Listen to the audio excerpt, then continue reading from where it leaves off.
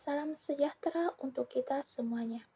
Perkenalkan, saya Mutmainnah dari kelas PT IKH dari Prodi Pendidikan Teknik Informatika dan Komputer. Pada kesempatan ini saya akan membahas mengenai sistem terdistribusi pada mata kuliah Sistem Operasi yang diampu oleh Bapak Fadli Rahman Basso SPD MPD. Pun judul artikel yang saya ambil yaitu Teknologi dan Teknik Sistem Terdistribusi Pervasif dalam Bidang Logistik.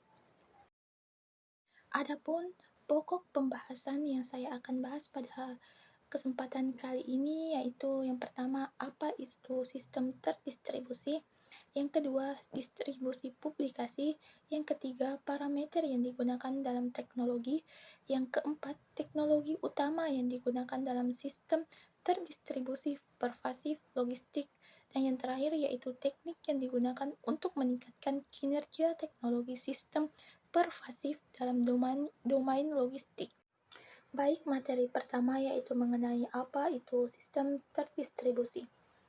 Sistem terdistribusi adalah kumpulan komputer otonom yang dihubungkan oleh jaringan dengan software yang dirancang untuk menghasilkan fasilitas komputasi terintegrasi sehingga tampak oleh user sebagai satu sistem komputer, interkoneksi beberapa aplikasi dan masalah interoperabilitas. Materi kedua yaitu sistem terdistribusi pervasif. Sistem terdistribusi pervasif merupakan bagian dari sistem terdistribusi yang dapat diakses kapan saja, di mana saja, dan oleh siapa saja. Di bidang logistik, rantai pasokan memiliki masalah dalam hal visibilitas real-time, pelacakan bahan dan produk, serta waktu respon dalam proses. Untuk mengotomatisasi kontrol paket cerdas, semakin berkembangnya teknologi, semakin canggih teknologi yang digunakan untuk memantau rantai transportasi dengan cerdas, dan beberapa teknik diperlukan untuk meningkatkan kinerja teknologi. Materi ketiga yaitu distribusi publikasi. Dalam studi literatur ini terdapat 27 makalah yang berhubungan dengan komputasi sistem terdistribusi pervasif. Distribusi makalah per tahun disajikan untuk melihat seberapa penting teknologi dalam komputasi pervasif dari tahun ke tahun. Sajian singkat mengenai hal ini dapat dilihat pada gambar yang tertera, yang menunjukkan bahwa teknologi dalam bidang komputasi pervasif semakin meningkat jumlahnya dari tahun ke tahun.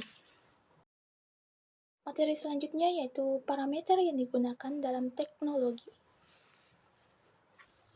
Kita bisa lihat pada tabel yang tertera pada layar monitor Anda bahwa disajikan tabel mengenai parameter yang digunakan dalam teknologi. Teknologi beserta parameter yang digunakan.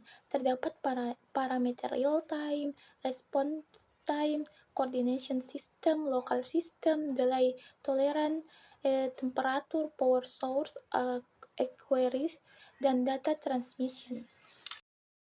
Baik, materi selanjutnya yaitu mengenai teknologi yang paling sering digunakan untuk memantau rantai transportasi. Berdasarkan hasil pemetaan literatur yang direview, didapatkan bahwa RFID, Wireless Sensor System, dan kombinasi antara Wireless Sensor System dengan RFID Hybrid adalah teknologi yang digunakan untuk memantau rantai transportasi. Radio Frequency Identification atau RFID dan Wireless Sensor Network atau biasa disingkat dengan WSN adalah dua komponen penting dari komputasi meresap. Karena kedua teknologi dapat digunakan untuk kopling fisik dan dunia maya, BTS yang rumit dan mahal, dan volume yang sangat besar yang juga membuat sulit untuk bergerak. Baik, materi selanjutnya yaitu mengenai teknologi yang paling sering digunakan untuk memantau rantai transportasi. Berdasarkan hasil pemetaan literatur yang direview, didapatkan bahwa RFID wireless sensor system dan kombinasi antara wireless sensor system dengan RFID hybrid adalah teknologi yang digunakan untuk memantau rantai transportasi. Studi yang membahas teknologi RFID berjumlah sekitar 8 penelitian, 50% wireless sensor network, 6 penelitian, 37,5%, dan 2 penelitian 12,5% membahas penggabungan teknologi atau hybrid. Jadi dapat disimpulkan bahwa RFID atau Radio Frequency Identification adalah teknologi yang paling sering digunakan untuk memantau rantai transportasi. Visi komputasi meresap didasarkan pada gagasan bahwa komputer masa depan akan bergabung dengan lingkungan mereka. RFID dan Wireless Sensor Network atau WSN adalah dua komponen paling penting dari komputasi meresap karena kedua teknologi dapat digunakan untuk kopling fisik dan dunia maya. Namun, RFID dan WSN hampir berada di bawah pembangunan di metode paralel. Beberapa skema integrasi dan peluang terkait diselidiki secara rinci. Melalui analisis mendalam dari RFID dan WSN, 3 bentuk arsitektur sistem baru dalam SEN yang menggabungkan dua teknologi yang diusulkan dan kelayakannya beserta tantangannya.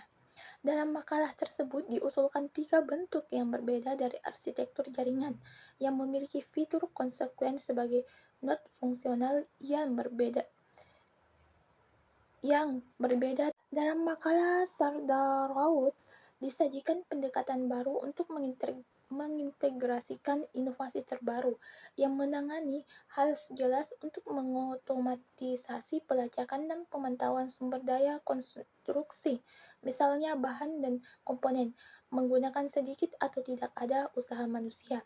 Teknologi yang dipilih melibatkan penggunaan kombinasi GPS dan GSM. Teknologi dilengkapi dengan teknologi RFID untuk mendapatkan informasi real-time dan informasi yang akurat tentang sumber daya.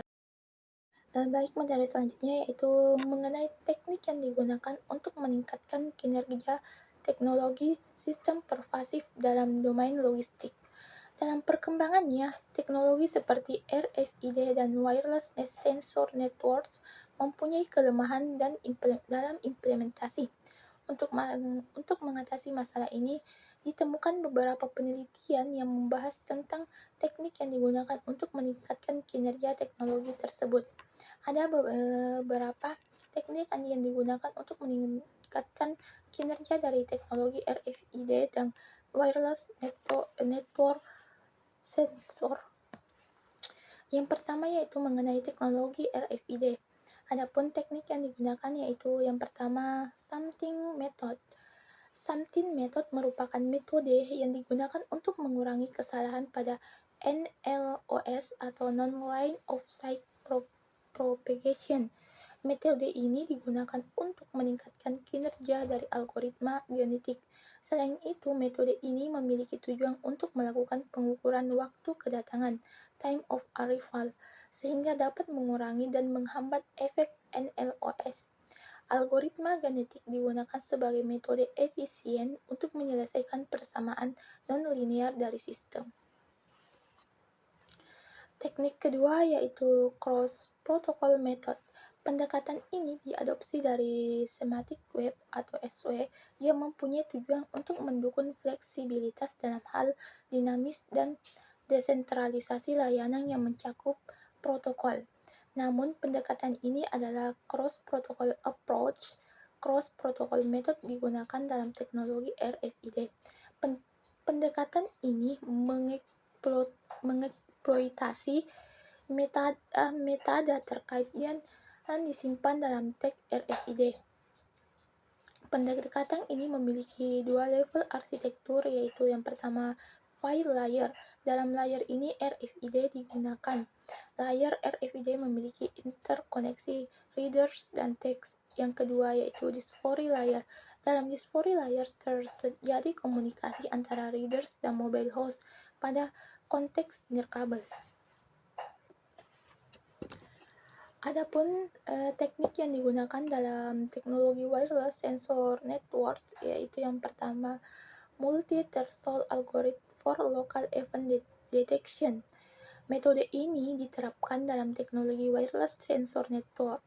Dalam metode ini diusulkan konsep untuk menyaring data lokal yang bertujuan untuk mengurangi jumlah transmisi data.